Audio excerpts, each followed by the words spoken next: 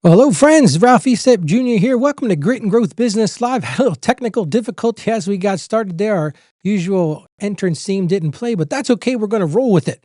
So, whether you're tuning in live right now or you're catching this on the replay later tonight, I want you to hear something right from the start. You're not just watching a show here, you're stepping into a movement. It's a movement for real small business owners who built something with their own two hands. People like you who've sacrificed, who push past fear, and believe that growth is possible even when the road gets hard. And every week we talk about real stories. I'm talking about real grit, real growth. Not theory like you're reading some textbook, not fake success influencers nonsense, but the truth about what it takes to build a business the hard way, the right way. And before we dive in, I want to remind you, we got a brand new action sheet, deep dive resources and community discussions waiting for you. And you can join that by going to gritandgrowthbusiness.com/join. Again, that's gritandgrowthbusiness.com/join. If you want coaching, if you want accountability, clarity, and people who get it, that's where you belong. All right, well, let's jump in because tonight's topic is one of the ones that every business owner knows deep down. And I want to start with a question tonight. And it's going to be a hard question. Have you ever hit that point where your business starts stealing the joy that made you start it? A lot of people think about that and they say, you know what, Ralph? I've worked with clients over 30 years now. Those late nights, they just aren't a hustle anymore, more like a survival. Whether you're technically successful, but you're feeling exhausted, you're feeling short-tempered. Honestly, I said this a couple months ago. Maybe you're starting to hate your business, or maybe even feeling a little resentful about it. If you ever felt like your business is running you instead of the other way around, I want you to stay with me tonight because we're talking about something that destroys more businesses than taxes, destroys more businesses than inflation, and competition combined. And that's an ugly word, but it's burnout. And more importantly, tonight I want to show you how to build boundaries that protect your life, reclaim your joy, and your ability to lead. So here's what we're going to cover tonight. We're going to start with the pressing issue of the week, and that's why business owners burn out. And I'm going to share with you 3 boundaries to protect your time, your energy, and your mental clarity. Then I've got 5 great listener questions from inside the Grit and Growth community. These are from real business owners dealing with overwhelm, dealing with stress, and dealing like I can't keep doing it this way. And at the end, something important. I'm going to give you an invitation to grow in a community that will walk this out with you, not leave you struggling alone in the dark. So this episode might be the pivot point you've been needing. So let's get into it. We're going to start like we do every week on a live show with our pressing issue of the week. And I call this From Burnout to Boundaries. And you can see on the calendar, we just flipped the calendar into December. We're at the end of the year. Everybody's making plans. Everybody's setting those goals. And listen, I'm going to tell you right now, I hate New Year's resolutions, but a lot of people are doing those. But a lot of small business people are dreaming about what next year's revenue is going to look like. There's something most owners won't admit out loud. You're tired. You're deeply tired. Not, I need a weekend away tired, but soul tired. My mom used to call it bone tired. I mean, you're tired down to the bone. The kind of tired that makes you forget why you even started the business in the first place. The kind of tired that turns small problems into big explosions. The kind of tired that makes you start thinking, maybe I should just walk away from this. Maybe this isn't worth it. Maybe I'm not cut out for this. Let me ask you right now, have you ever felt that? And the truth is, burnout doesn't show up all at once. It's slow, it's sneaky. If you don't catch it early, it will take your joy, it'll take your peace. Hey, for so many of us, it's taken our family, and it can even take your business with it. But I want you to understand something right from the jump tonight. Burnout is not a sign of weakness. It's just a sign of overload. And an overload can be fixed. So tonight I'm going to give you 3 boundaries that I teach my coaching clients, boundaries that bring peace back into your business and your life. We'll start with the first one. Boundary number 1, time without access. Here's the truth. You can't operate 100% when your business has 24/7 access to you. Trust me, I've tried this. Most small business owners aren't struggling because the work is hard. They're struggling because the work is constant. It just never stops. So here's what you need to start off with. You need protected time. That protected time is a time when no clients can reach you. You leave the phone at the side. You don't answer that phone. You're not available. No business problems can interrupt you. How many times have you tried to take a weekend away and just the business problems just followed you right where you were going? And no notifications control you. I don't know about you, but man, I feel like I'm controlled by notifications all the time. I tell my clients this all the time. If they can reach you anytime, you're not running a business, you're running an emergency room. And unless you got a comma MD or DO after your name, you're not a doctor. So the first thing I'm going to tell you right now is block some time for yourself. Guard it. And you got to train your clients to respect it. So that's the first boundary, number one. Boundary number two is what I call clear work modes. As a small business owner myself, and if I'm being honest, most of us mix everything together. What I'm talking about there is the admin work, the operations work, the selling work, fixing problems, putting out fires, answering calls, doing payroll. You just mix it all together in one big old box of mess all at once. But that chaos right there is going to burn you out. But I've got a solution for you right now. What I encourage you to do is create what I call work modes. What am I talking about? Looks like this. Set aside certain times of your day where you do certain things. Like, for example, maybe you have an admin mode. This is the time where you're working on administrative stuff, handling the paperwork that's piling up on your desk or stuff you've been putting off for a while. I had an hour or two of that today, my admin mode. I went through my desk. There was a bunch of stuff stacked up there. I said, I got to get through this. I put on my admin hat. Other times you want to go into production mode. I did a little bit of that today too. I needed to get some financial reports out to some clients. I had some emails I needed to respond to. Another mode a lot of people get into is sales mode. I actually had about a 20-minute sales mode today. But again, understand the thinking here. You're intentionally deciding to focus on that mode. Sometimes you got to get into a deep work mode. But here's the problem a lot of small business owners don't understand. You've got to also set aside time for what I call CEO mode. It's not the time when you're in ad mode. You're not putting out fires. You're not trying to sell. You're not doing deep stuff. You're actually acting like a CEO, because that's the difference. If you really want your business to be successful, you got to spend an equal amount of time in CEO mode. But the thing a lot of small business owners don't understand is you can really only do one mode at a time. So that's my encouragement for you. Do one mode at a time. No switching, no juggling. Because when work becomes cleaner, your brain becomes cleaner. And that's really what this is. It's sort of a mind game we're playing with ourselves. And we can have a clear mind, we're going to drop our stress instantly. And here's my third boundary breaker. A system for what's next. So many of us are in that mode of, you just picture we got the fire hose and we're just constantly putting out fires because we don't know what's next. We don't know what's around that turn. And burnout thrives in that level of uncertainty. It's that feeling of walking into your office thinking, I don't even know where I'm going to start today. That's a problem. If that's the way you walk into your office every day, the problem is you don't have a good plan. Don't ever go into your office, I don't even know where I'm going to start today. You need a simple weekly system. Something like this. On Monday morning, and I'm encouraging you, maybe do it on Sunday evening.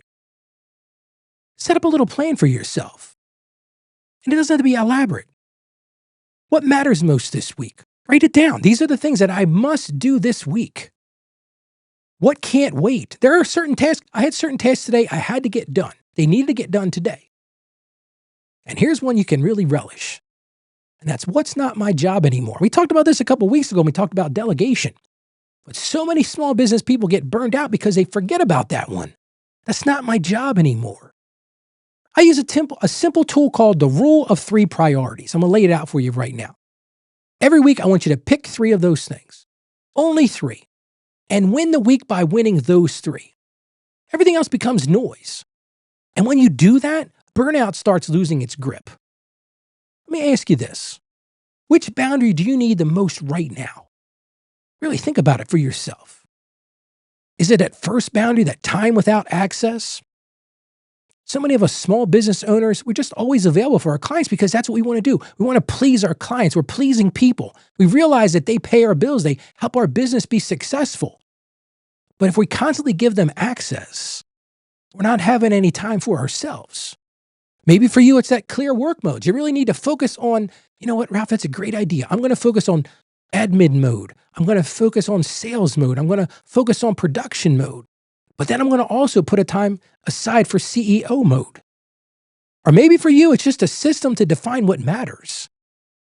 Maybe you feel like you're constantly in that fire resolve type thing. You're always putting out fires. But maybe if you had a system and just pick 3 things that you're going to focus on this week. So I want to encourage you right now. What are those things?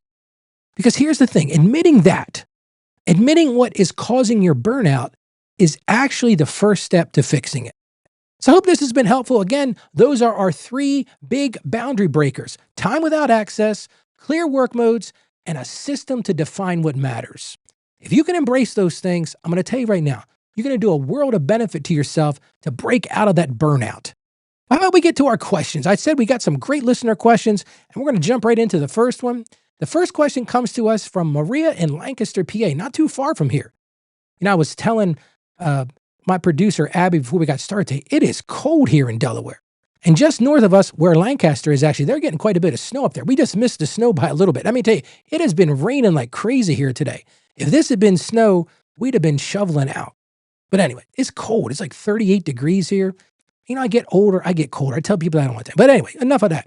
Let's get back to this question. It's from Maria in Lancaster, PA. This is what Maria writes. She said, Ralph, I own a small salon.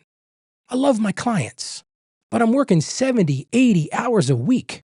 If I slow down, I lose money. If I keep going, I'm going to collapse. How do I get my life back? Maria, this is a common thing I hear all the time from people, especially in your industry. I've got a few clients that work in that industry. My son is actually a barber, my youngest son, and it's the truth. Like if he doesn't work, he doesn't get paid. So like you said, but if you don't take a break, you're going to collapse. And Maria, you're carrying the pressure that thousands of owners carry. And I've heard this from many people that I've coached, many clients I've worked with. They have this feeling that if they stop, everything stops. Maria, you're exhausted, you're overwhelmed, and you're secretly afraid of disappointing everyone around yourself. That's a tough spot to be in, but I've got some ideas for you, Maria. And that's why you wrote into the show, and I want to give you some action points that you can act on right now. First thing I see here, and this is going to be a little counterintuitive, I think you might need to raise your prices. You might be saying, Ralph, where is that coming from? Well, if you've got more business than you can handle, you're working 80 hours a week, maybe you need to thin the herd down a little bit there. Because even a small increase gives you back hours without sacrificing profit. See, if you can make more with less, you're going to be farther ahead. I worked with a client many times. I remember a particular one. He was a window cleaner. I may have told this story in the show. If I did, I apologize. He was a window cleaner. And he came into me and he said, Ralph, I got more business than I can handle. I said, well, double your prices. And he says, but if I double my price, I'm going to lose some business. I said, I hope so. So he raised his prices some. Well, long story short, he got to the point where he was able to actually almost triple his prices. He was making more profit and he was working less hours. So Maria, that might be the first place to go. If your salon is full to the gills, maybe you need to strategically increase your prices. Here's another idea specific to your business. Maybe create some no booking blocks. Maria, you probably control your calendar. So you can either control it or it's going to control you. So one of the things that I do in my own practice, as an example, is I block off a certain amount of time every week so that I have time to handle things that I need to handle. If I just made myself available to every call, every client, every Zoom meeting, whoever wanted to come in and see me, and I didn't give myself that breathing room, then the only person I have to blame is myself. And if I wasn't doing that, and Maria, I hear this in your question, maybe for you, it's controlling you. Well, start putting in some no booking blocks. We talked about those modes. Maybe you have a planning mode during the day. Maybe you have that CEO mode. Here's another idea for you, Marie. Build a training system. Maybe it's time to hire somebody. Maybe you hire somebody and take that bottom 20% of the task off your plate. So you don't have so much to do, because I don't hear you saying this, but I kind of hear you saying it between the lines. And that is, Ralph, I've got clients coming in the door. I understand how that is with a salon. You're busy. The person my wife goes to, she's got one person in one chair, another person under the dryer, another person's got color on their hair, and she's like dancing all around during that time. Well, maybe for you, Maria, there's a way to hire somebody to handle some of that stuff. Maybe you can have somebody do the shampooing for you, or somebody do the, I'm not that, I don't know all the things about that, but I'm just saying, like, there might be a way to take some of that task off of you.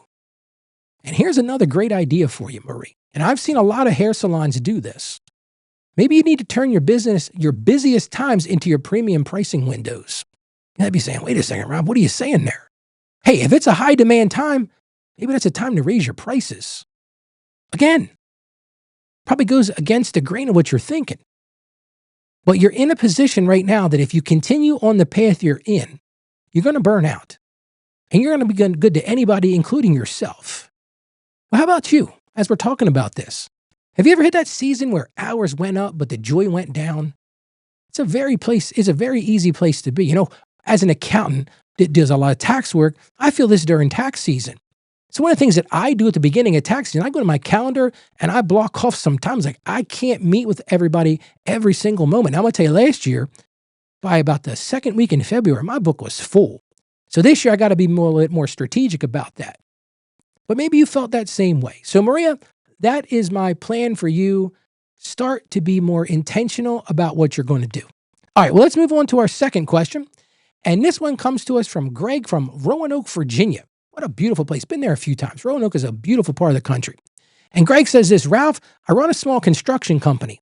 My crew is great, but they call me for every decision. I can't get anything done because I'm babysitting grown adults, man.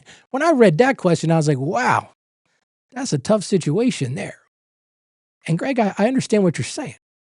Because Greg, you're feeling trapped between wanting quality work and wanting peace. And you're trying to balance these two things. And that's not an easy thing to balance. And I think in a lot of ways, you've realized that you're the bottleneck to this. And I don't know what went on in your business. I have an idea that maybe you're a bit of a micromanager. And maybe you've set a tone that you want your crew to constantly be calling you. It's not a good place to be either, because they're not going to accomplish anything unless you're there to help them.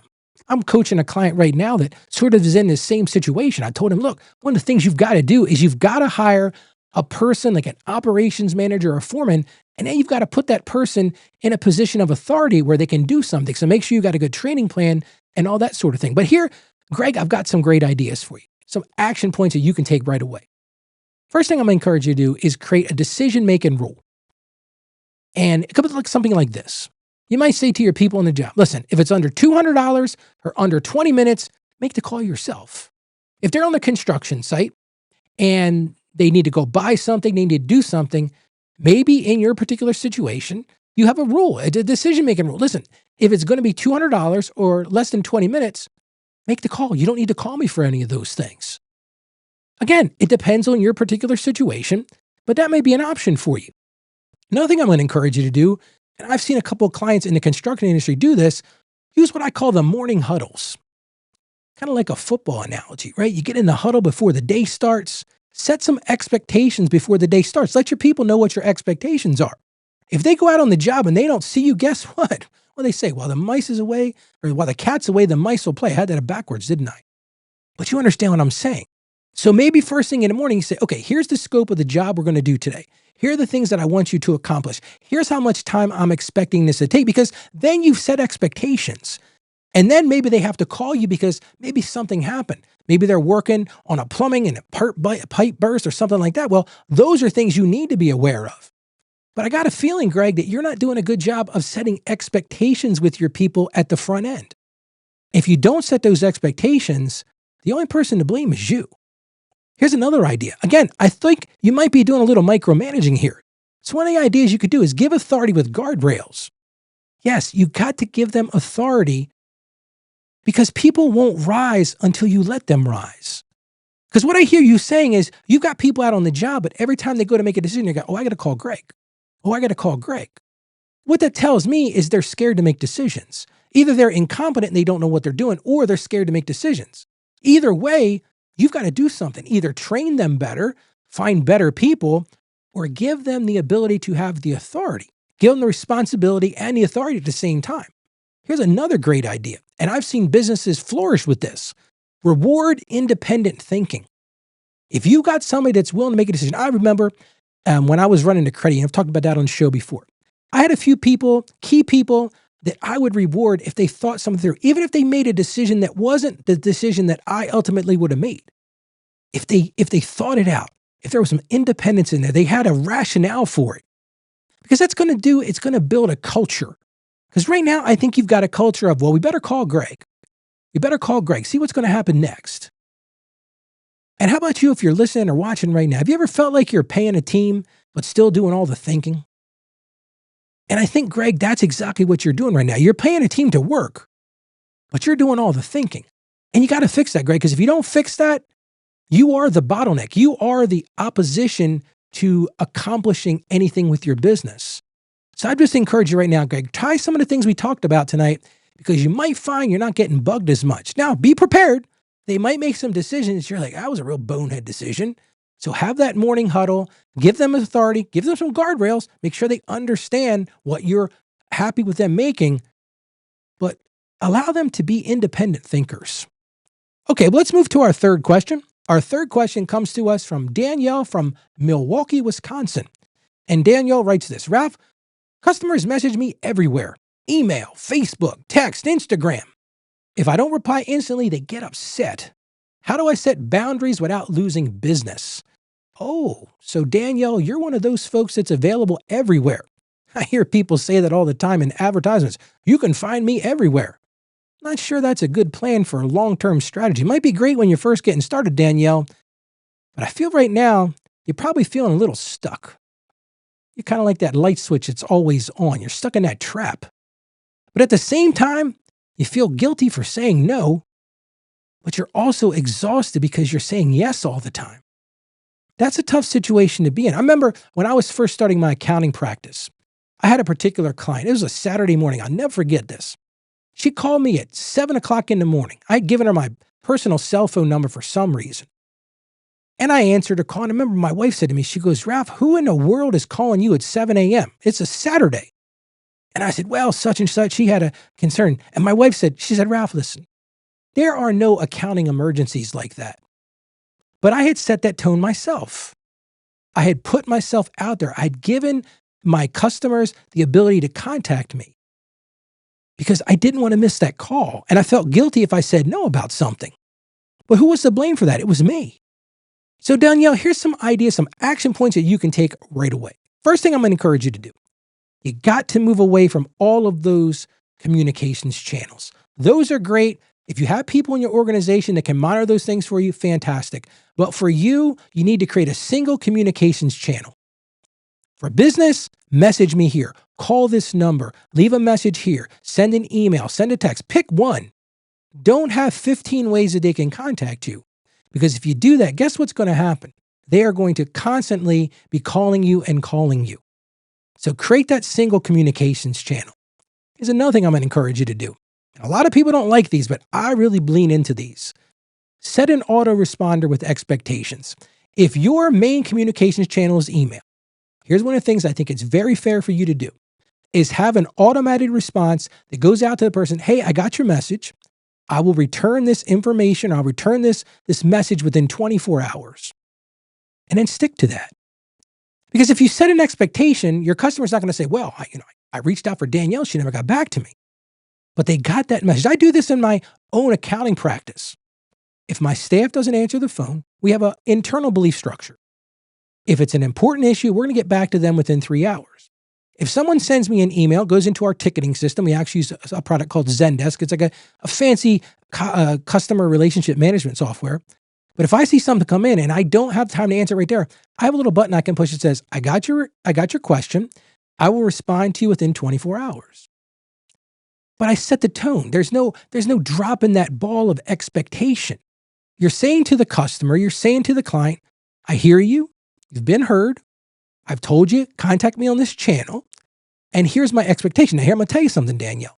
You better make sure you respond before 24 hours or right at 24 hours, because one thing you don't want to do is set an expectation and then don't meet it. That's a bad plan.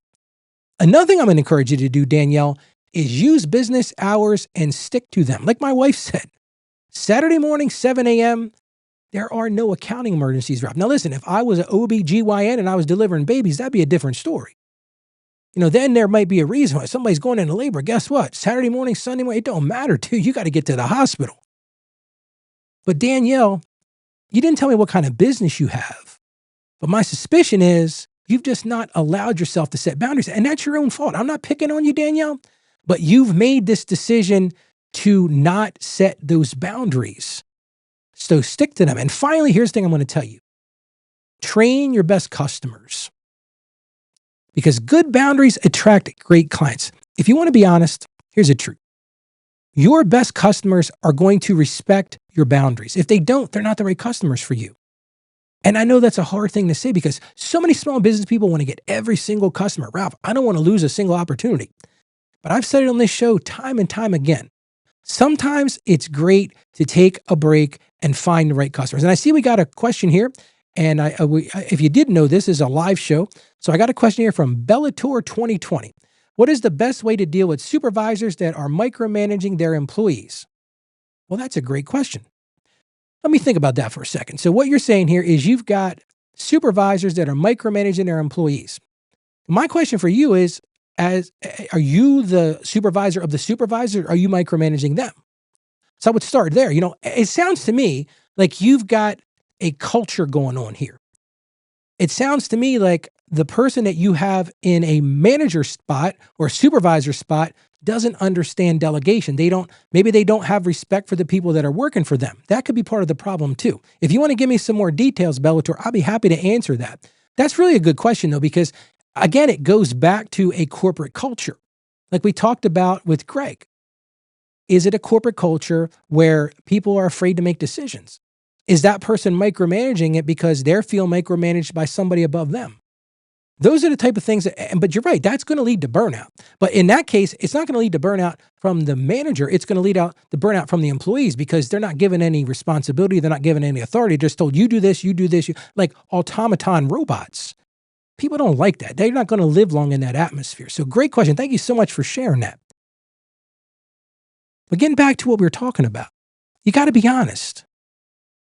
As a business person, do you feel pressure to reply instantly as well? I know I felt that. I feel that sometimes to this day. If somebody sends me an email, it pops up on my phone. I feel like I got to answer that right away. But the problem is when you do that, you're setting a boundary, or let me say it better. You're breaking a boundary and you're setting a tone for this is the expectation. I'll give you a great example of this. Abby's in the chat right now. Abby is my producer. She helps me out with the show. And I've said to Abby many times, listen, first thing you need to understand is Abby is in an opposite time zone as to me. So Abby works at night when we're in the daytime and vice versa. But that's her decision. That's what she decided to do.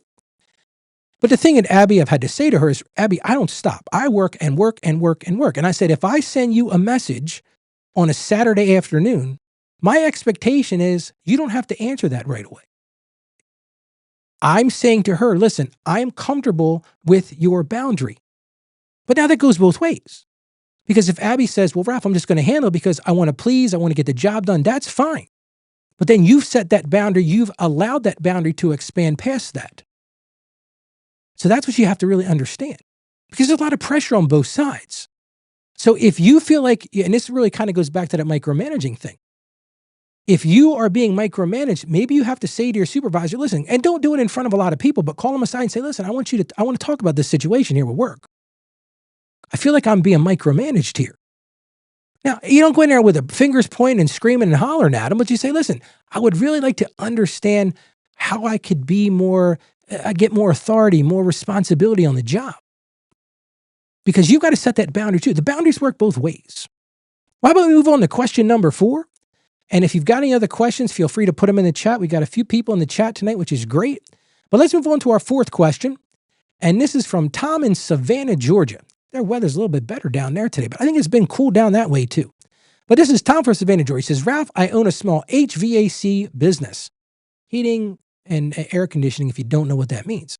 I haven't taken a vacation in 4 years. Every time I try, something breaks or a client has an emergency. Is it even possible to take a time off as an owner? Man, that is a question I hear all the time. And it's a question I've lived, to be blunt. I remember a couple of years back, I took a cruise and I was like, I don't know how I'm going to do this. There's going to be things going on in the office. I just had to say, look, it's going to have to, the people, they're going to have to figure it out. And Tom, I know what you're feeling. You're feeling like you're chained to the business. No matter what you do, you can't break away. Because there's always something breaking. There's always a client that has an emergency. But maybe you got to live like I live and realize that not everything's an emergency. But the problem is, Tom, you're at risk of burning out. And it's so deep right now for you. And if you don't change this right now, you might not recover and your business might just fail, Tom. And I know that's some tough love, dude, but you got to hear that. Because if you can't take time off, if you can't take the time to rest, you will burn out. You need to just set some boundaries in there. So let me give you some ideas of some things you can do, Tom. Now, I don't know a lot about your business. I'm making an assumption that you have employees and you've got multiple people. If it's just you, that's going to make this a little bit more complicated. But here's one thing I'm going to recommend that you do, Tom. Cross-train your top technician to handle emergencies. Now, maybe that person can't handle every single emergency, but maybe they can handle some of them. Maybe you say, look, 4 nights a week, I'm going to handle them. The other 2 nights or 3 nights, you're going to handle them. Work out some kind of arrangement so you've got some clear downtime. You've got to build that into your schedule. Now, if you're working on yourself, then maybe what you need to do is what I talked about earlier with the hair salon lady. Maybe you need to increase your prices. Maybe that's the problem. Your prices are too low because you're trying to please everybody, trying to get every single contract, every single estimate. You want to win that client. That's great. But it's not working, is it, Tom? And you're getting burned out. Here's another idea. Implement what I call a tiered availability plan with premium pricing for after hours. I got a plumbing client doing this right now. If you've got a problem after, let's pick 9 o'clock at night. It's probably earlier than that, but let's just say 9 o'clock at night. Automatically, you're getting charged an extra nighttime call-out fee. What that does, 2 things. Number one, it's going to reward you for your efforts if you have to go out there because it's a true emergency. And the person's going to pay it because they need that situation resolved. You got a busted pipe or your water's not working. I don't care what time of the night it is. You're going to pay somebody to fix it. But the other thing it will do is it'll cut back on the nonsense emergencies. Those ones that really aren't emergencies. Like, oh, Ralph, this is an emergency. I got to get there right away. But is it an emergency? No, it's not. I'll give you a great example of this. Plumber once told me, Ralph, I went into this house. They called me because it's a big emergency. One of the toilets isn't functioning. And I said, okay. And he said, I got to run out there. It's 12 o'clock at night. I think one of the kids stuck something down in it. It wasn't overflowing or anything, but they need to get this toilet fixed. And I said to him, do they have 1 bathroom in the house? He goes, no, Ralph, here's the best part. They got 3 bathrooms. I said, so what you're telling me, it really wasn't an emergency. Maybe it was an emergency to them. But if you had that tiered pricing and they called you 11 o'clock, 12 o'clock at night, and you were available to take their call, and that's a whole nother discussion, then you say to them, listen, automatically, there's a $300 emergency call-out fee. They might have said, you know what? I don't think it's a big emergency as a thought. We can handle this tomorrow. So that's an idea. Tom, that might work. Here's another idea. Plan your time off 90 days in advance so the team can prepare. Because maybe that's part of the problem. Is maybe you're feeding into this ego situation where you're like, I haven't taken a vacation. And that's a badge of courage. I don't have time to take a vacation. That's your own decision. But build it into the calendar. And when you build it into the calendar, make sure you've got things in place to prepare for that. That might mean you maybe if you're by yourself, you partner with another person in the industry and say, listen, I'm going to take off a week. Can I send you my emergency calls? Maybe you can make a deal with that person that they do the same thing. You got to think about a little outside the box once in a while. But prepare those things in advance. You're not going to have that, I'm going to get away this weekend because you've got a business to run. But you can certainly put something together for 3 months down the road. Put the plans in place. My oldest son says this all the time. If you fail to plan, then you're going to fail. Here's another idea, Tom. This one might work for you. Delegate 1 major responsibility before you leave. If you've got that technician, maybe you say, look, Tag, you're it. Here's the emergency phone. I've seen clients do that. They have an emergency cell phone and they pass that puppy around. Tonight, Joe's got the emergency phone. Next night, Lou's got it. The next night, Sally's got it. You get the idea. But delegate that stuff. And as you're watching and listening right now, when's the last time you had a real day off? See, a lot of people say, well, Ralph, I'm going to take a day off and take a vacation. And their vacation is they got their cell phone in one ear, they got their laptop in front of them, they're talking to clients, they're talking to all these people. That's not a vacation. A lot of people say, well, I'm sort of working on the phone. But that's not a real break. You need a real break. I said this to Abby today. Abby's been having a little struggle with her health, and I'm sure she's not going to mind me saying this. And I said, are you feeling better? She goes, Ralph, I think I just needed some rest. Well, listen, if you're a small business owner, you need rest too. Because if you don't give your body a time to rest, your body is going to push back and you are going to reach a point where you can't function. And when you can't function, that's worse. Well, let's move on to our 5th and final question tonight. And again, if you've got any questions, feel free to put them in the chat. I'm happy to answer them. But here's our 5th question for tonight. And this comes to us from Heather from Columbus, Ohio. Ralph, I run a growing bakery. Now, see, this is making me hungry. Abby's sitting here watching me as I record tonight. And I don't know about Abby, but man, sometimes I hear the word bakery and I'm like, that sounds really good. But anyway, not to take a big distraction, but so getting back to Heather's question, business is good, but I'm overwhelmed by decisions, hiring, pricing, scheduling, promotions. Heather, you're overwhelming me just giving me that list. I feel like I'm always making the wrong choice. There's a lot going on here, Heather. Let's break this down. Because really what you're talking about here is what they call decision fatigue. That's a big fancy term. I say I won't use fancy terms, but that's what we're talking about here. And decision fatigue hits owners hard because most small businesses, you don't have, a corporate boardroom of a bunch of people making decisions. You are the decision maker. Yes, you handle the hiring. You handle the pricing. You handle the scheduling. You handle the marketing, the promotion. You do it all. You're putting out the fires. You're building the fires. You're doing it all. And if you're the one that's always making decisions, that decision fatigue will set in. And Heather, I'm going to tell you one thing right now. You don't need more effort. My suspicion is you need more structure because you're second guessing what you're doing. What did you say here? I feel like I'm always making the wrong choice. Why are you second guessing yourself? I have no idea about your business, but if you're second guessing yourself, that's part of it. It's that self-talk. See, we all have this self-talk. I remember when as a kid, I used to watch those cartoons and you had the good guy and the bad guy, one on each shoulder. Well, it's the same thing with the self-talk. Because Heather, what I hear you saying is, Ralph, I don't know if I'm making the right choices. And you don't know if you're making the right choices because you don't have good systems in place. So here's what I'm going to encourage you to do. And I think this is the big one. I talked about this at the beginning of the show. Heather, you need a weekly CEO hour. My suspicion is you spend all your time in that bakery. You're cooking and you're cleaning, you're straightening up, you're making beautiful pies and cakes. Again, it's making me hungry. But you got to carve out some time to be a CEO, be a business owner. No baking. Turn off the ovens. Here's one thing I'm encouraging. Maybe leave the bakery. Just a time for thinking, time for planning, time for making high-level decisions because I bet this is what's going on. You've got buns in the oven, you got cakes, you're decorating, and you're trying to make high-level decisions, all this, all at the same time. You're in that multifunction mode we talked about earlier.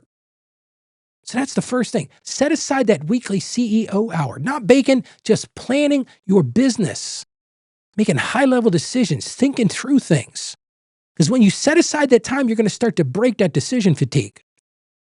Here's another thing I'm going to encourage you to do. I want you to apply some filters to your life. I'm what I call priority filters. Ask yourself these 3 questions. Number 1, does this decision grow revenue? See, a lot of small business people get stuck on that one.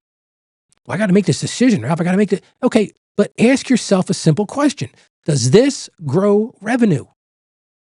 If it doesn't grow revenue, maybe it's not the right decision to make. Now, there might be another reason. We're going to get 2 other ones here, but that's the first thing. Does it grow revenue? Second thing, does this reduce my workload? Because maybe it doesn't grow revenue, but it reduces your workload. It saves you money. Both of those things are equally valuable, but you've got to ask yourself that question. Does it grow revenue? Does it reduce the workload? Or finally, does it improve quality? If you apply those 3 filters to every single decision you make, you're going to start feeling better about your decisions because you've got a system in place to understand those decisions. Does it grow revenue? Does it reduce workload? And does it improve quality? Here's another idea for you. A lot of people get stuck in making tough decisions because they have too many choices. I don't know about you, but if you ever go to a diner, like New Jersey, just not far from Delaware, has these diners. I was going to call the other day, this guy was talking about New Jersey diners. He said, you go in there and it's like, you go in, the menu is a book. I'm talking 20 pages long. Cheesecake Factory's like that. You go into the cheesecake, they give you this book. I'm like, I don't even know where to start, dude. It's like reading War and Peace. It's like page after page and chicken, the fish. And my mind goes crazy. And a lot of small business owners do the same thing. They give themselves this menu of millions of choices. So maybe the better thing is to have fewer options. Because when you have fewer options, you're going to make better decisions. It's what I call green light and red light thinking. Let me give you a little bit of a sideline here. I'd love this for small businesses. Set aside time for what I call green light thinking. Get a pad of paper or a piece of paper, whatever you use to take notes, And if you got something in your head, a problem you need to fix, turn on the green light and write down every single thing that comes to mind. Just write it down. Don't second guess it. I could do this. I could do this. I could do this. I used to do this in organizations. It works great. But just turn on that green light and just whatever comes. No second guessing it. No thinking about, well, that can't work. No. Just write it down, whatever those things are. Put it all on the paper. Then take 15 minutes and walk away from it. Okay, that's the green light. Then the red light goes up. Go back to that piece of paper and then start to think, okay, well, this won't work because, and this one won't work because. And what you end up finding is one of those green light things, it'll probably solve the problem. But what have you done there? You've limited your choices. You said, okay, I had this green light, I had this long laundry list of things, like Santa's list, right? I got all this stuff on there. But then you put it through that red light and you said, yeah, but Ralph, it's not going to work because of this, and it's not going to work with this. But you might have had a brilliant idea in the green zone. But what did it do? It narrowed the focus a little bit. It may give you fewer options to make better decisions. And finally, here's another one, Heather, I'm going to encourage you to do. Document decisions so you can reuse past clarity. A lot of small business owners don't get this. When you go through a tough situation, like an analysis or something, you got to make a tough decision, write those things down. Why did you make this decision? I love journals for small business people. Journal what happened today. Journal the task you had. Journal the struggles you had. Journal the problems that you ran into. And then journal how you solved it, what you thought through, what did you have to do? Because you can use that for two things. Number one thing, it's great to give you clarity about how you fixed it, but it's also a way to build up your self-esteem. Because Heather, one of the things you said is, I feel like I'm not making the right decisions. Well, if you write them down and you write down why you did it, sort of, like your decision about why you got it, like a decision tree, for lack of a better way of saying it. You can go back and say, well, Ralph, I made this decision because. It's going to make you feel better about your decisions. I don't know about you, but as a business owner, have you ever felt like your brain was full before the day even started? What we're talking about there is overload. We're talking about burnout. And I want to say this clearly. You don't have to do business alone. Every owner hits walls. If you're a small business owner and you haven't hit a wall, it's just a matter of time. It's going to happen. Every owner is going to face burnout. And every owner needs boundaries. Those are sure things. You're going to hit walls, you're going to face burnout, and you've got to have boundaries. But the ones who grow, the ones who build something that lasts, they surround themselves with people who help them think clearer, people who help them plan smarter, and people who help them stay accountable. So if tonight's episode has hit home for you, I want to invite you to join a community. I talked about this earlier. I created this, it's called a Patreon community. Basically, it's a place where you can go, it doesn't cost you a dime. You can go and share your experiences, go interact with other small business owners. You get to it by going to gritandgrowthbusiness.com/join. Again, that's gritandgrowthbusiness.com/join. It's not complicated. You go right to that website. It'll take you right to it. You enter your name and email address. I'm not going to try to sell you anything.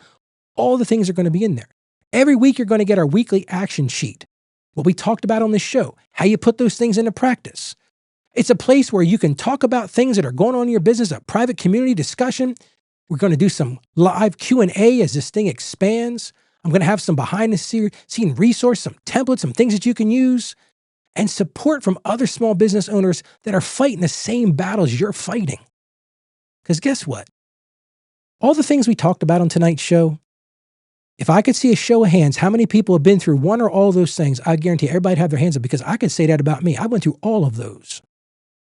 But you don't have to do that alone. And if you're at the point where you need some personalized one-on-one coaching, I'll be happy to work with you. You can do that through that group as well.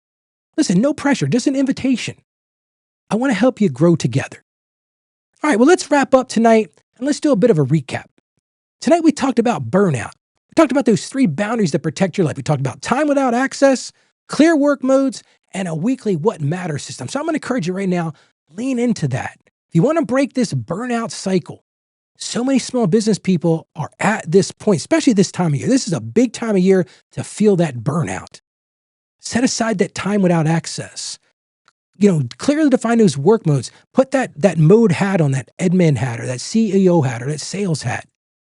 And really lean into it this week, that what matters most system. You're going to find it to be really helpful.